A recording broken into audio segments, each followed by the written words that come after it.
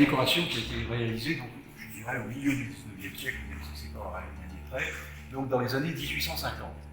Donc, ont participé à ce décor Claudius Laverne. Alors, Claudius Laverne était un artiste lyonnais parmi les autres, d'ailleurs, qui a réalisé ses peintures sur l'Arc triomphal. Alors, Claudius Laverne, il était issu d'une famille d'artistes. Son père était déjà ce qu'on appelait entre autres peintre d'équipage, c'est-à-dire il peignait les carrosses, entre autres, il faisait beaucoup de choses. Et ce Claudius Laverne était un homme très croyant.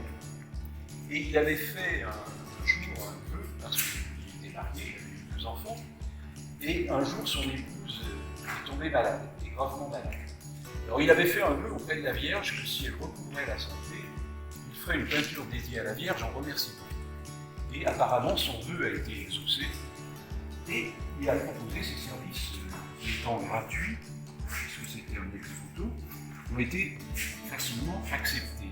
Et donc il a représenté ici son épouse, qui est assise dans le fauteuil, qui a l'air effectivement très faible, sa belle-sœur, qui est debout ici, avec le visage derrière un mouchoir, qui a l'air d'être trop rassuré quant à l'avenir de sa sœur, son père, Marin Laverne, qui est ici, son fils Georges, qui est là, qui a un cierge à la main, une vierge à l'enfant au centre, une jeune fille qui offre un lys, qui est la fille de Claudius Laverne, et puis 3 personnages ici, et demi, c'était un bébé.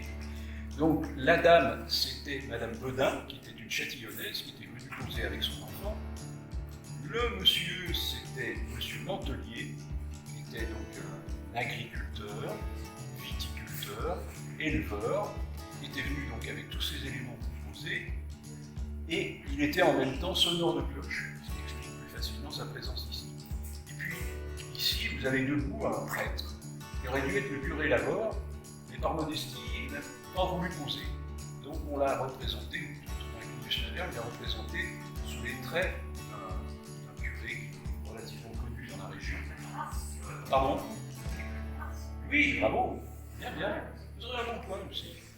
Donc le curé d'Ars qui commençait à être célèbre à cette période-là, et donc il a été représenté là.